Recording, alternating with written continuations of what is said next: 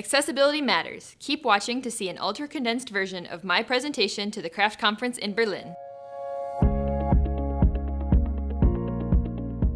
Website accessibility provides equal access to content for everyone. By making your site accessible, you're removing barriers and enabling everyone the same access to your content. Many people don't realize your company can actually be sued for having inaccessible content. Just recently, a man filed a lawsuit against a company for not being able to access their site through a screen reader. He won the case. This case sets the precedence in the digital arena that accessibility shouldn't be taken lightly. Specific industries being targeted are banking, retail, and education. To break website accessibility down simply, think about your company's physical presence. Your building is made with accessible elevators, handicap parking, and accessible sidewalks and doors. Making your site accessible isn't just for those with permanent disabilities like blindness.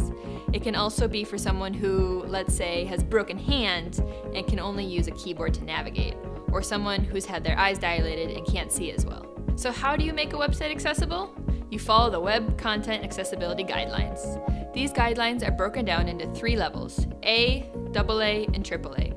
A is the lowest level, and then AA includes all of the A guidelines plus a few, and AAA is the highest level of accessibility. The level you choose depends on the audience you expect to be visiting your site. AA is a good level to shoot for in general. Content design and development all play a part in website accessibility. For example, unique page titles, link purpose, and alt tags are all vital to accessible content. Page titles need to be unique because they are the first thing a screen reader says, and if the title doesn't match the page content, it can cause confusion to your site visitor. Next, link purpose is making sure your link names have context. Saying "click here" is very ambiguous and doesn't describe the content on that specific page. Finally, alt tags are adding text to images.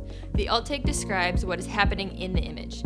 If an alt description is left blank, the screen reader will instead read the name of the image, which could be http://cil, etc.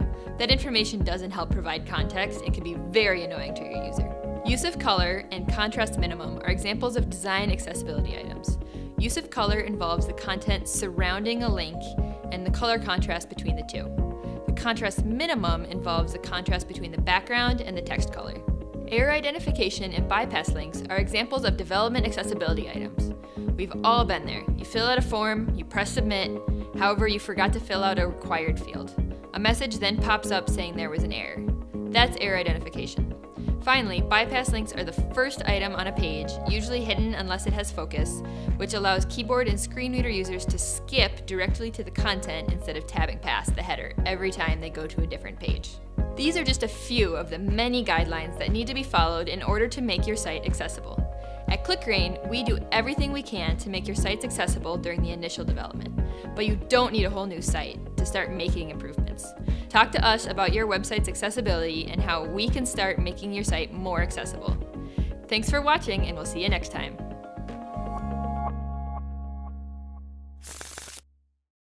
If you enjoyed this video, click on the left to subscribe or on the right for another Braindrop.